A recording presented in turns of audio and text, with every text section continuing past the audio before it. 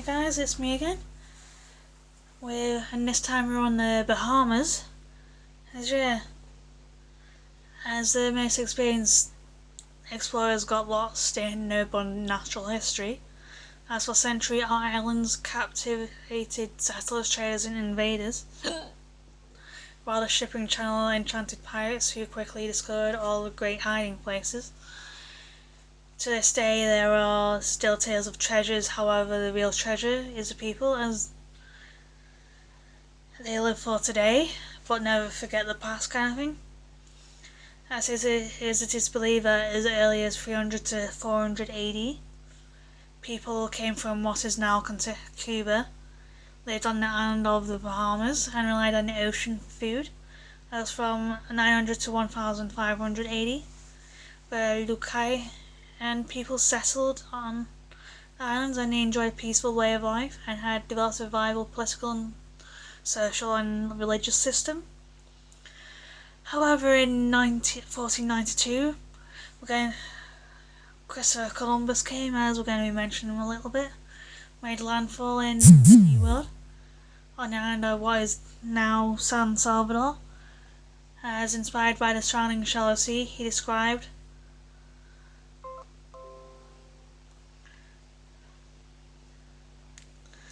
them and as an island of Bajamar or shallow sea, which became the islands of the Bahamas.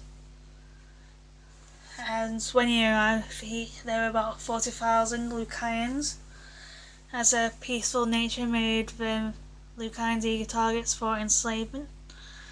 But within 25 years, other Lucayans were wiped out due to disease and their hardship and the slavery endured, as the English Puritans known as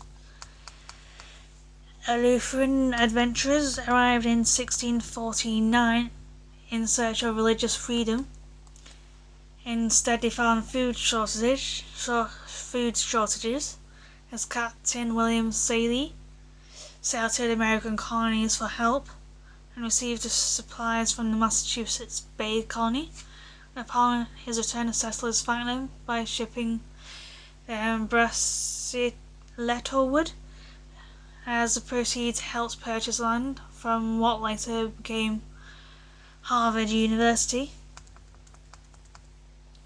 As during the late 1600s to early 1700s, many privateers and pirates came to the islands, as the most famous being Blackbeard and Calico Jack, as there were also female pirates like Anne Bonny and Mary Read, who were at the time disguised as men, as the shallow waters and 700 islands made great hiding places for treasure, and the close proximity to the well-travelled shipping lane made a perfect spot to kind of steal from merchant ships, as there are rumours of hidden treasure that still exists today.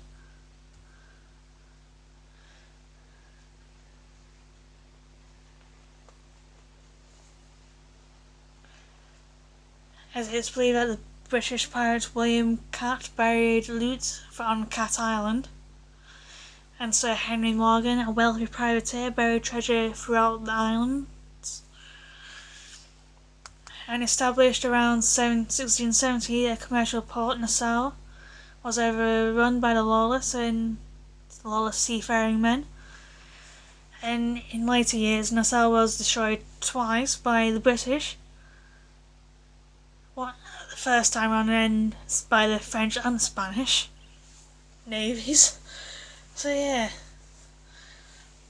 And soon after, the pirates began looting the heavy laden cargo ships, and by 1718 the King of England appointed Woodes Rogers to serve as royal governor, as his job was to restore order, which he did, and he offered amnesty to those who surrendered, as those who resisted would be hanged. As 300 pirates surrendered, as the rest, including Blackbeard, fled. As more than a century later, American colonists loyal to Britain hired in Eleuthera, as many brought their slaves as well as their building skills in agriculture and shipbuilding expertise, as they greatly influenced Eleutheran life, and in 1783 they solidified their independence and forced the retreat of the Spanish forces from the region without firing a single shot. As from 1861 to 65, the Bahamas benefited from the US Civil War, as the British textiles industry depended on the southern cotton. However, the Union blockaded British ships from region southern ports, so blockade runners from Charleston met British ships here and traded cotton for British goods. Upon their return, they sold their shipments for huge profits, and the end of the Civil War marked the end of prosperity, as in 1919, the United States passed the 18th Amendment prohibiting alcohol, as the colonial government expanded Prince George Wharf in Nassau to accommodate the flow of alcohol, and when Prohibition ended in 1934, so did the enormous revenues, as combined with the collapse of the sponge harvesting industry, it economically devastated the Bahamas. But the Hotel and Steamship Service Act of 1898 opened its doors to the world, as the act provided the government support needed for the construction of hotels and subsidized steamship service, and since then everything from the Prohibition bringing well-to-do Americans to the closure of Cuba to America has impacted tourism in the country. And on the 10th of July 1973, the Bahamas became an independent country, ending 325 years of peaceful British rule. But the Bahamas is a member of the Commonwealth of Nations and celebrated the 10th of July as the Bahamian Independence Day. So yeah. But beware, as Lusaka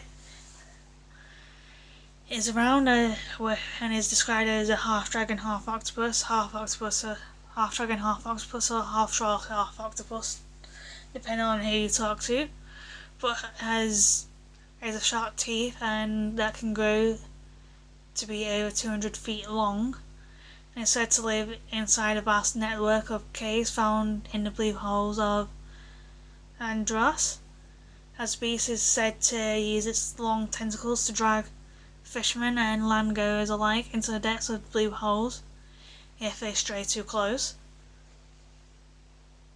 And scientists, however, disprove the theories by suggesting oftentimes a change in tides to cause blue holes to create spontaneous whirlpools that have the power to suck entire ships into the depths.